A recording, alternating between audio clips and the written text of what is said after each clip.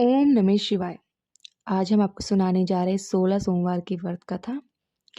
एक समय श्री महादेव जी पार्वती के साथ भ्रमण करते हुए मृत्युलोक में अमरावती नगर में आए। वहां के राजा ने शिव मंदिर बनवाया था, जो कि अत्यंत ही भव्य और रमणीय था तथा मन को शांति पहुंचाने वाला था। भ्रमण करते समय शिव पार्वती भी वहां ठहर गए।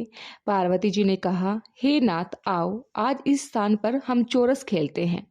खेल प्रारंभ हुआ। शिव जी कहने लगे कि मैं जीतूंगा। इस प्रकार उनके आपस में वार्तालाप होने लगी। उसी समय पुजारी जी पूजा करने आए। पार्वती जी ने पूछा, पुजारी जी बताइए किसकी जीत होगी। पुजारी बोला, इस खेल में महादेव जी के सामने दूसरा कोई नहीं जीत सकता, इसलिए महादेव जी ही यह बाजी जीतेंगे। परंतु हुआ उल्टा, जीत पार्वती जी गई। अतः पार्वती जी ने पुजारी को कोढ़ी होने का श्राप दे दिया कि तूने मिथ्या भाषण किया था। अब तो पुजारी कोढ़ी हो गए। शिव पार्वती जी दोनों वापस चले गए। कुछ समय पश्चात अप्सराएं पूजा करने आई। अप्सराओं ने पुजारी के उस कोढ़ी होने का कारण पूछा। पुजारी ने सब बातें कह सुनाई।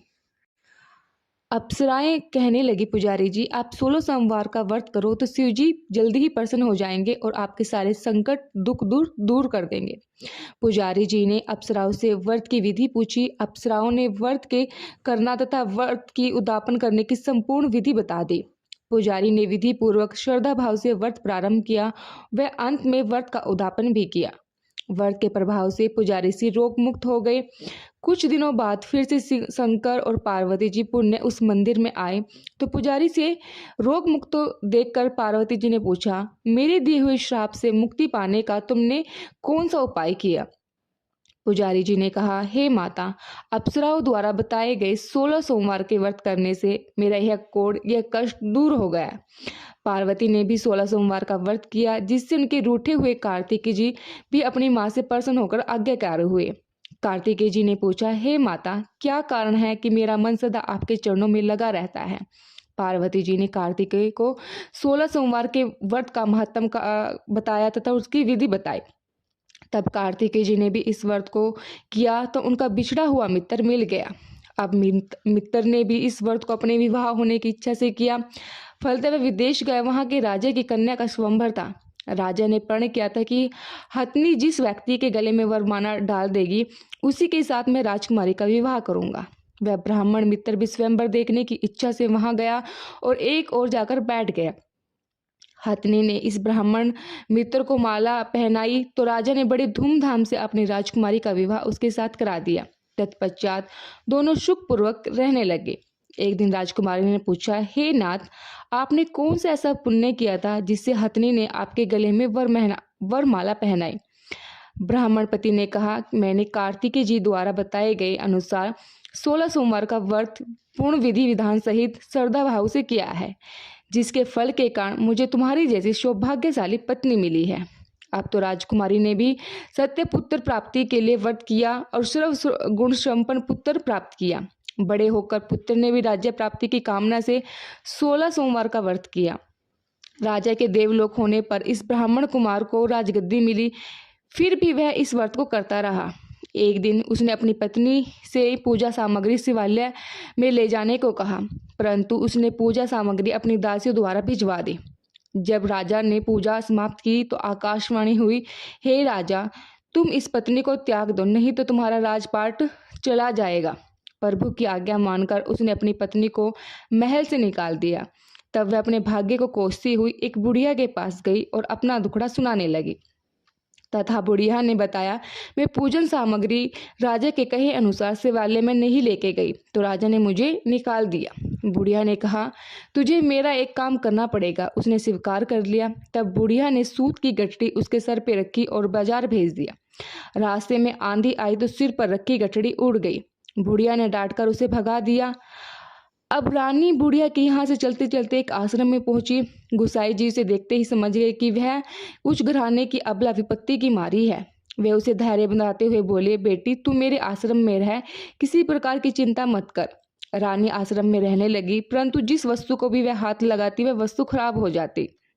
यह देखकर गोसाई जी ने पूछा, बेटी किस देव के अपराध से ये सब हो रहा है। रानी ने बताया कि मैंने अपनी पति की आज्ञा का उल्लंघन किया था और शिवालय में पूजा के लिए सामग्री नहीं लेके गई थी। इससे मेरे पति रुष्ट हो गए और मुझे यह सजा दी है। गोसाई जी ने शिवजी से उसकी कुशल क्षमा की प्रार्थना की और कहा कि बेटी तुम 16 सोमवार का व्रत विधि के अनुसार करो। तब रानी ने विधि पूर्वक व्रत पूर्ण किया। व्रत के प्रभाव से राजा को रानी की याद आई और दूत को भेजकर उसकी खोज करवाई। आश्रम में रानी को देखा, दूतों ने राजा को बताया। तब राजा ने वहां जाकर गोसाई जी से कहा, महाराज यह मेरी पत्नी है, मैंने इसे परित्याग कर दिया था, कृपया करके इसे मेरे साथ जाने की आज्ञा दे। शिवजी की कृपा से प्रतिवर्ष 16 सोमवार का व्रत करते हुए वे आनंद से रहने लगे और अंत में शिवलोक को प्राप्त हुए। कथा सुनने वाले का भी भला और कथा सुनाने वाले का भी भला। अब हम सुनाने जा रहे हैं आपको भगवान शंकर की आरती। ओम जी शिव ओमकारा, भोले भज शिव ओमकारा, ब्रह्मा विष्णु सदा शिव अर्धांगी धारा। ओम जय शिव ओमकारा, एकानन चतुरांगन पंचानन राजे, भोले पंचानन राजे, हंसासन गरुड़ासन वृषिवाहन साजे।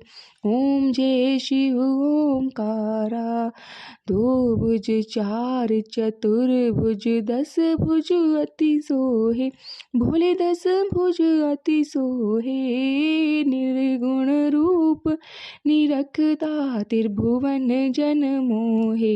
ओम जय शिव ओमकारा, अक्षमाला बनमाला मुंडमाला धारी, भोले मुंडमाला धारी, चंदन मृग मद सोहे, चंदन मृग मद सोहे, भोले शशिधारी।